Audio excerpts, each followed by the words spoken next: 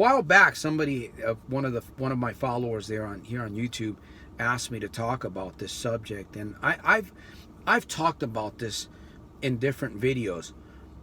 As you and I grow, we become better, we become stronger, we become more proficient, we become more alert. Conscious awareness of ourself and our surroundings. I call that peripheral consciousness. Another thing that hit me today, and I hope to make another great video on this topic, because many people are not even aware that this is happening. So people are giving into a lot of stuff that they should not be giving into. It's very frightening, and it's very dangerous. The more sensitive that you become of where you're going and what you're supposed to be doing, you feel sorry for yourself because you don't have it yet.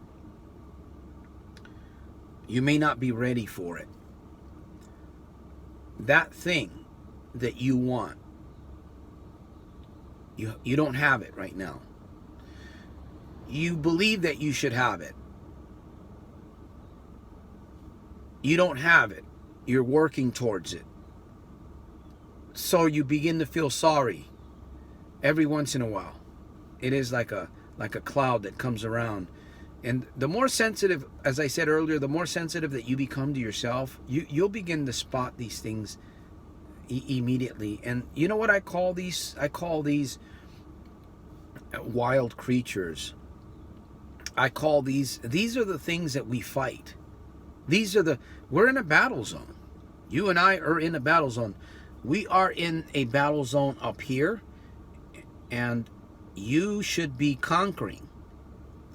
You should be, so that you can conquer your external circumstances and your experiences to get what you want.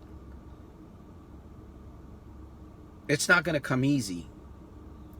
It's not going to be given to you. At least I don't believe it's going to be given to you. So when you don't have it, of course you're daydreaming about it. Now, the less you do, the less action that you take on the plan that you should have, because you should have a plan, the more sorry you're going to feel with yourself. The easier it's going to be for you to fall prey to that enemy, because you're not working, you're not staying active as much. You're not, body in motion stays in motion. Feeling sorry does not feel good at all. It's very dangerous. Very, very dangerous. If you've ever felt sorry for yourself, think about what that feels like. Think about it. Do you enjoy that experience?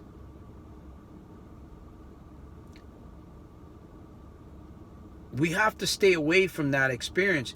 We're not going to stay away from it, but we have to guard against it. And you have to be prepared mentally, because it's going to come.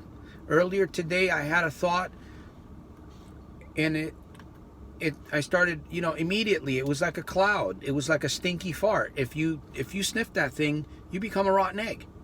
You have to identify. I said earlier that we're going through a thought restructuring. Your mind, when you get up in the morning every single day, you have to become aware. You have to work on your mind. You have to work on your thoughts. Because if you're not aware, if you're not protecting your mind, if you are not training your brain, what's happening is something out there is training you. Either another person, an experience, or something out there outside of you is actually training your brain, restructuring your thoughts. And what happens if somebody else is in control? We fall prey to our own devilish ways, our own sinful nature. A double-minded man is unstable, the Bible says, in all his ways. A double-minded man. We can't be double. We got to work on being single-minded. We got to work on being focused. You're going to go through some shit. You have to accept that. That's the fact. That's the truth. You got to be willing to accept it. Well, it's not fair. It is fair. We're all in it together. Nobody's going to get out of here alive except the elect. The elect, well, the elect won't, some of the elect have already died also. I'm talking about the afterlife here. So it is fair. You shouldn't want it easy. You're going to feel sorry for yourself at some time or another, but you have to stop yourself from